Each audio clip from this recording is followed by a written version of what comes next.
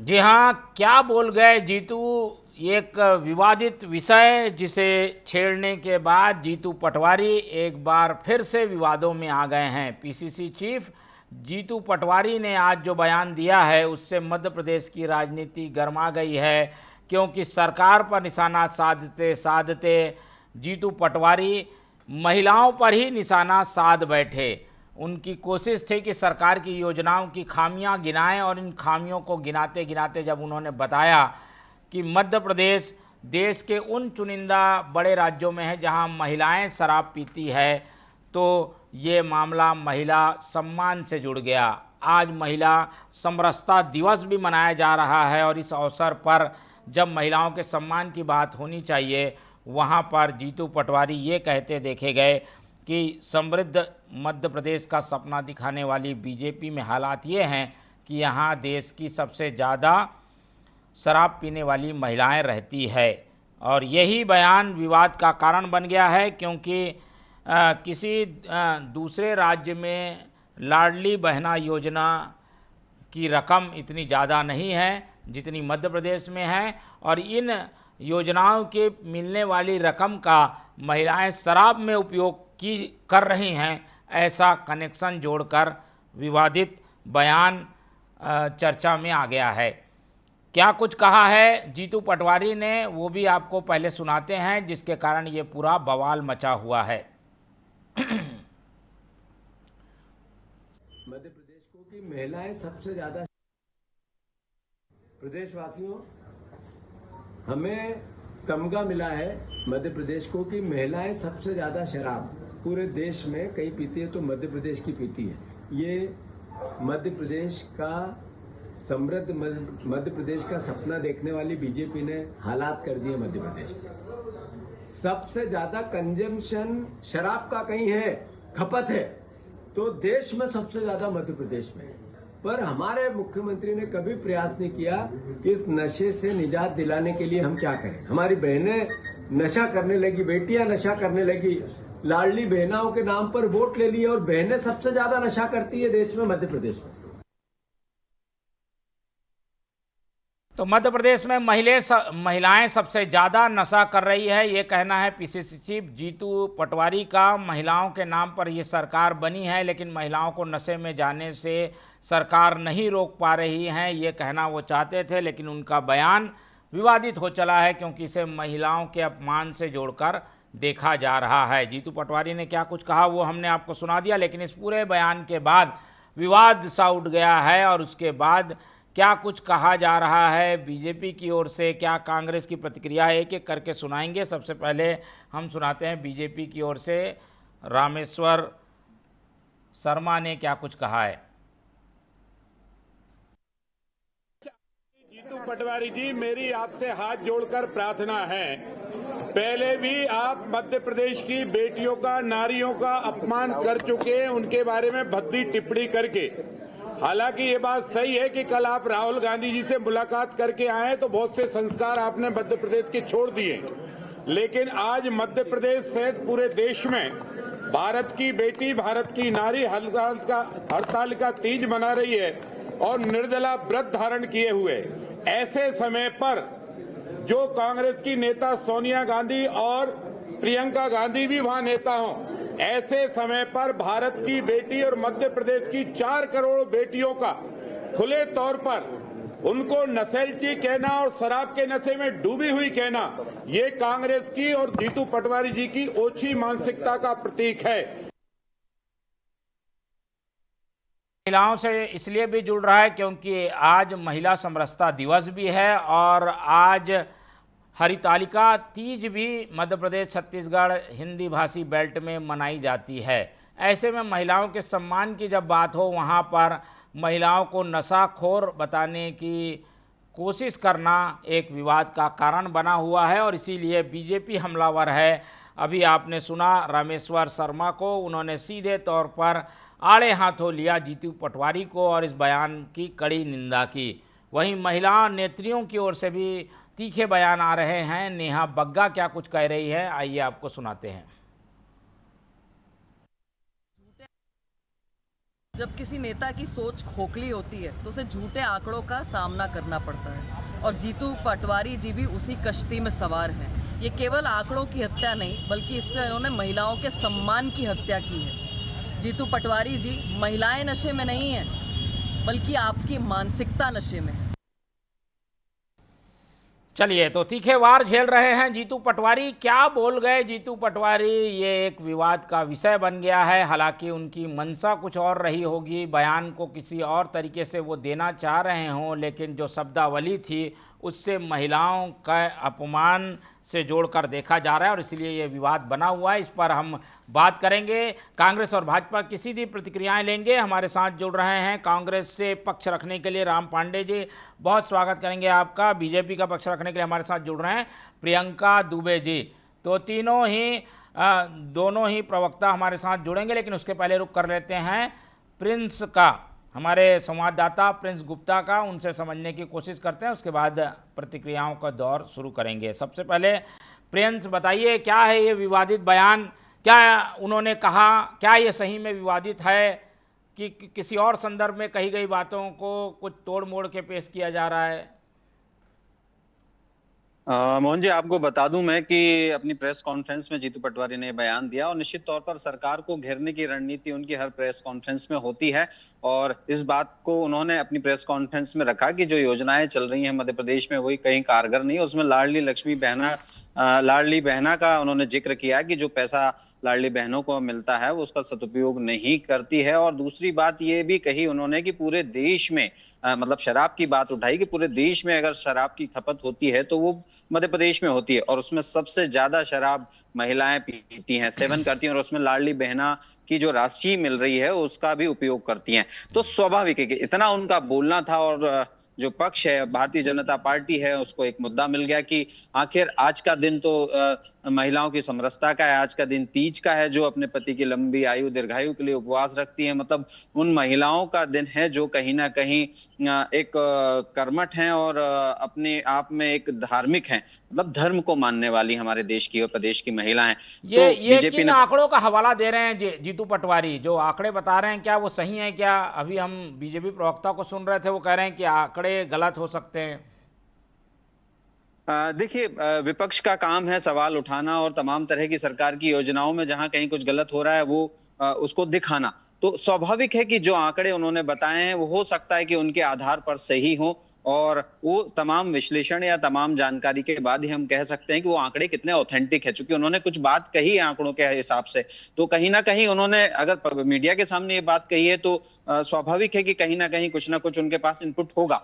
लेकिन जब आप मीडिया के सामने कुछ कह रहे हैं या कहीं ना कहीं अपनी बात को एक प्लेटफॉर्म पर रख रहे हैं और राजनेता हैं और विरोधी दल के राजनेता हैं तो स्वाभाविक है कि उसका इम्पैक्ट भी बड़ा होगा। मध्य प्रदेश में बयानों की राजनीति लगातार चलती आ रही है। हाल ही के दिनों में काफी कुछ बयानबाजी पक्ष विपक्ष के बीच हमें देखने को मिली है। तो उसमें एक नई कड़ी आज और जुड़ गई है कि जीतू पटवारी का यह बयान आज आया है, जबकि आज एक बड़ा त्योहार है तीज का और उस दिन महिला समरसता दिवस भी मनाया जा रहा है। तो स्वाभाविक है कि पक्ष भी इसको कहीं छोड़ने वाला नहीं था कि मैं डाल तू पात की तर्ज पर उन्होंने उसका जवाब दिया। और एक बात ये भी रखी, खुद को डिफेंस भी किया कि महिलाओं को हम अपनी योजनाओं से जोड़ रहे हैं, उनको आगे बढ़ा रहे हैं और सबसे ज्यादा राशि मध्य प्रदेश में दे रहे हैं लाडली बहनों को और कहीं कोई ऐसी दिक्कत नहीं है। लेकिन राज्य को संभालने और राज्य के सुशासन व्यवस्था और अवैध शराब तस्करी और तमाम तरह के व्यसन को लेकर जो विपक्ष है वो हमेशा अपने सवाल खड़े करता रहा है और सरकार को कटघरे में खड़ा करता रहा है।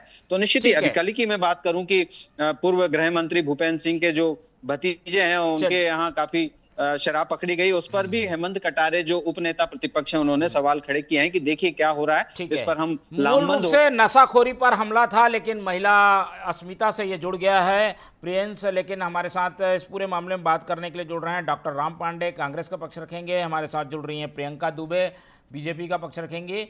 दोनों प्रवक्ताओं से इस पूरे मसले पर राय ले लेते हैं, उनकी प्रतिक्रियाएं ले लेते हैं। हमारे साथ हैं राम पांडे जी, उनसे शुरुआत करते हैं। पांडे जी, बहुत स्वागत है आपका टीवी 24 में। हम ये जानना चाह रहे थे कि ये जीतू पटवारी जी जो बोल गए, क्या उसे उसी अर्थ में लेना चाहिए कि जो पैसा आता है महिला योजनाओं के ज़रिए, लाडली बहना योजना का, उसका उपयोग महिलाएं जो है शराबखोरी के लिए करती हैं, ऐसा कह दिया जीतू पटवारी जी ने? नहीं, देखो, अभी आपके यहाँ शायद कोई राजनीतिक विश्लेषक बोल रहे थे कि आजकल बयानों पर ज्यादा चर्चा होती है, काम पर चर्चा नहीं होती है। तो जो बयान दिए जा रहे हैं वो काम के संदर्भ में दिए जा रहे हैं। तो काम होना चाहिए कि मध्य प्रदेश में इतना ज्यादा नशे का कारोबार क्यों फैल रहा है, क्यों इतनी ज्यादा नशे की फैक्ट्रियां बन रही हैं, क्यों इतना ड्रग्स का व्यापार बढ़ रहा है, क्यों युवा नशे में खो रहा है, क्यों इतने ज्यादा अपराध बढ़ रहे हैं, क्यों इतनी हत्याएं हो रही हैं, चोरी हो रही है, डकैती हो रही है, क्राइम हो रहे हैं। पूर्व गृह मंत्री का भतीजा पकड़ा गया है। और आज के दैनिक भास्कर की खबर है कि एक महिला के घर से 1 करोड़ की ड्रग्स पकड़ी गई। तो ये क्या दैनिक भास्कर झूठ लिखेगा? तो अब महिलाओं को एक हमारी परंपरा और संस्कृति में बहुत अच्छा माना जाता है, लेकिन बीजेपी की सरकार ने मध्य प्रदेश में इतना कारोबार नशे का बढ़ा दिया है कि उसकी गिरफ्त में महिलाएं भी आ गई हैं। नहीं, और पर आज ये जो आंकड़े दे रहे हैं जीतू पटवारी, क्या सही है? मध्य प्रदेश में ही सबसे ज्यादा महिलाएं शराब पीती हैं, ये कहना, इसी पर आपत्ति है, क्या ये सही है क्या? जी, जो राष्ट्रीय औसत है उससे ज्यादा मध्य प्रदेश का है। जो राष्ट्रीय औसत है महिलाओं के बारे में, उससे ज्यादा मध्य प्रदेश का है। और ये बीजेपी की सरकार में बना है। आप देखिए ना, कितनी रंग बिरंगी शराब की दुकानें हर जगह, गांव, तहसील, मोहल्ले, बड़ी छोटी शोरूम टाइप की, इतने बड़े होर्डिंग, बैनर, पोस्टर किसी दुकान के नहीं है जितनी शराब की दुकान के हैं। अहाते नहीं अहाते, देसी विदेशी, कच्ची पक्की नकली, 30 मर गए जहरीली शराब पीने से, 50 मर गए जहरीली शराब पीने से। चलिए प्रतिक्रियाएं ले लेते हैं बीजेपी की भी। प्रियंका जी, कांग्रेस कह रही है कि भाई शब्दों को ना पकड़ें, उनका आशय ये है कि जो योजनाएं हैं वो सही ढंग से काम नहीं कर रही हैं महिलाओं की, और महिलाएं नशाखोरी की गिरफ्त में जा रही हैं। ये एक ध्यानाकर्षण वाला बयान है, लेकिन इसे धार्मिक और महिला अस्मिता से आप लोग जोड़कर देख रहे हैं। आज हरतालिका तीज का मेरा भी व्रत है, सबसे पहली बात। और मेरे साथ बैठे हुए भाई राम पांडे जी, जो कि रियली मैं उनको भाई की तरह सम्मान देती हूँ, मैं उनसे पूछती हूँ क्या वो इस प्रकार के बयान से सहमत है? पहला क्वेश्चन तो मेरा इन्हीं भाई से है, क्योंकि उनकी जबान उनका साथ तो दे नहीं रही, वो स्वीकार नहीं कर पा रहे हैं कि ये जो बयान है वो उचित है। उन्होंने पूरा स्टेटमेंट यहाँ वहाँ घुमाते रहे, परंतु वो स्वीकार नहीं कर पाए कि ये स्टेटमेंट सही दिया गया। ठीक है, पहली चीज। दूसरी चीज, यहाँ की संस्कृति महिलाओं का सम्मान करना सिखाती है, उसमें ये पहली बार नहीं हुआ है कि इनकी पार्टी ने इसे उल जलूल बयान देकर के महिलाओं को अपमानित किया है। इसके पहले जीतू पटवारी जी बोलते हैं कि महिलाएं पैसों में बिक जाती हैं और पैसे लेके पोलके में रख लेती हैं। किसने अधिकार दिया उनको इस प्रकार की बयानबाजी करने का? आप मुद्दे पे बात कीजिए ना। पोलका दिखा करके आप कौन से मुद्दे की राजनीति करना चाह रहे हो? वहां से अभी तक हमने उस चीज को क्षमा नहीं किया था। उसके बाद आज आप हम सभी बहनों को, जहाँ पे निर्जला व्रत रहने की परंपरा है, हम 11 निर्जला रहते हैं, हम तीजा का व्रत निर्जला करते हैं, हम करवा चौथ निर्जला करते हैं, और उसकी परंपरा को निभाने वाली बहनों को आप शराबी बना रहे हो। और वो भी तुम जैसे लोग जो लाइसेंस महिलाओं को वितरित कर रहे थे, महिलाओं के द्वारा शराब बिकवाने वाले थे। प्रियंका जी, लेकिन वो कह रहे हैं कि आशय और मनसा वो नहीं है जो आप लोग निकाल रहे हैं। ये कहना है कि योजनाएं गड़बड़ हैं, इस पर ध्यान आकर्षित करना चाह रहे हैं। इससे कितने सहमत हैं आप? पहना योजना के लिए तो कांग्रेस शुरू से बौखला रही, इतनी बार कोर्ट में जाके इस योजना को बंद कराने के प्रयास कर चुके हैं ये लोग। इन्हें समस्या क्या है? अगर महिलाओं के साथ में सम्मान पूर्वक व्यवहार किया जा रहा है, आधी आबादी को पूरा हक देने की अगर कवायद की जा रही है, तो इन्हें समस्या क्या है? समस्या क्या है पांडे जी? चलिए पांडे जी बता दीजिए, कुछ समस्या है क्या? योजनाएं का लाभ मिल रहा है, महिलाओं को पैसे मिल रहे हैं? देखिए, पैसे मिलना एक अलग बात है। महिलाओं को 1,000 रुपए दे रहे हो, उनकी 25,000 रुपए सैलरी होनी चाहिए। आप उनको रोजगार दो ना। 1,000 रुपए देकर उनकी आप 25,000 रुपए की सैलरी छीन रहे हो।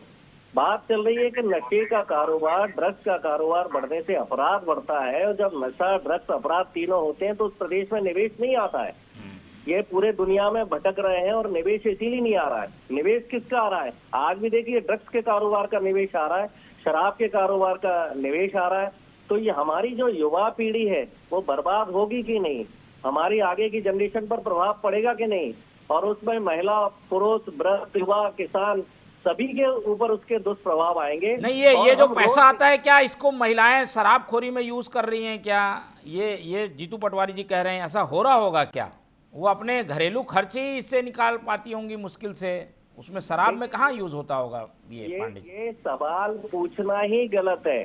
सवाल ये है कि बीजेपी सरकार नशे के कारोबार को क्यों बढ़ा रही है, उसे कंट्रोल क्यों नहीं कर रही है, क्यों अवैध शराब की दुकानें खुल रही हैं, ठीक और है। जो ड्रग्स है वो तो टोटल अवैध है। हर गली मोहल्ले में क्यों ड्रग्स बिक रहा है? तो ये- नशा बिकना बंद होना चाहिए। ठीक है। और बात महिलाओं का अपमान हुआ है क्या इस बयान से, इस तरीके की बातें आज उठाने से? इसको मानते हैं क्या पांडे जी हम आप? कहेंगे कि यदि हम कहेंगे कि महिलाओं में बेरोजगारी बढ़ रही है तो ये महिलाओं का अपमान थोड़ी है। ये इसका मतलब है आप उनको रोजगार दो। यदि उन्होंने कहा कि राष्ट्रीय औसत से ज्यादा मध्य प्रदेश का औसत है तो इसका मतलब आप ध्यान दो, ड्रग्स की फैक्ट्रियां बंद करो, शराब की फैक्ट्रियां बंद करो, शराब की दुकानें बंद करो, शराब का प्रमोशन बंद करो। तो हम यदि कह रहे हैं कि भाई महिलाओं पर महंगाई का असर हो रहा है तो इसका मतलब ये थोड़ी कि आप महिलाओं को टारगेट करो। ठीक है, आप दुबे- महिलाओं की जरूरत की जो प्रियंका चीजें जी, हैं उनको सस्ता चलिए करो। प्रियंका जी, ये भी बात बेरोजगारी की इसको आड़ों- बेवजह तूल देने की लगती है आप लोगों की जो उठाई जा रही है जी। अगर आप बात करने पे अगर आ ही गए तो सबसे पहले केरल में खत्म कीजिए, जहाँ 47.3% जो है महिला बेरोजगार है। सबसे पहले जहां आपकी सरकार है केरल में, वहां से शुरुआत कीजिए ना। परंतु आप लोगों को बार बार महिलाओं को अपमानित करके जो सस्ती लोकप्रियता लोग अर्जित करना चाहते हो ना, क्योंकि पटवारी जी अपने संगठन को तो संभाल नहीं पा रहे थे, उपद्रव मची पड़ी थी, यहाँ से वहां तक हाहाकार मची पड़ी थी, पुतले जल रहे थे। और ये व्यक्ति तो डिजर्व ही करता है, इसके तो पुतले जलाए भी जाने चाहिए। जो महिलाओं को शराबी कह रहा है, कभी उनके बिकने की बात करता है कि महिलाएं बिक जाती। पटवारी जी के घर में भी महिलाएं होंगी, कितनी लज्जित होती होंगी वो महिलाएं इनके ऐसे बयानों को सुन करके कि हल्की और सस्ती राजनीति के चलते इस स्तर तक आप लोग गिर गए हैं। सम्मान ना दे सके ना सही, लेकिन कम से कम आप लोगों को अपमान करने के बाद में डिफेंड ठीक है। करके तो ना बिठालना चाहिए। चलिए। आप तो राम जी, आज तो आपको इस डिबेट में आना भी नहीं चाहिए था। आज तीज का व्रत है और आप महिलाओं के मामले में बोल रहे हैं और उसके बाद आप डिफेंड भी कर रहे हैं। अरे क्षमा क्यों नहीं मांग लेते? आप लोगों को माफी मांगनी चाहिए। ठीक है। और इस जैसे व्यक्ति को बिठाया तो हकीकत में पार्टी गई तेल लेने। सच्ची बता रहे हैं हम लोग तो, क्योंकि ऐसे लोगों को तो वोट देना तो बहुत दूर की बात, जूते पड़ने ही चाहिए सड़कों के ऊपर। पांडे जी, इसमें कोई खेद व्यक्त करने जैसी स्थिति बन रही है क्या कि महिलाओं का अपमान हो गया, भाई इसमें कुछ खेद व्यक्त करके मामले को पटाक्षेप किया जाए?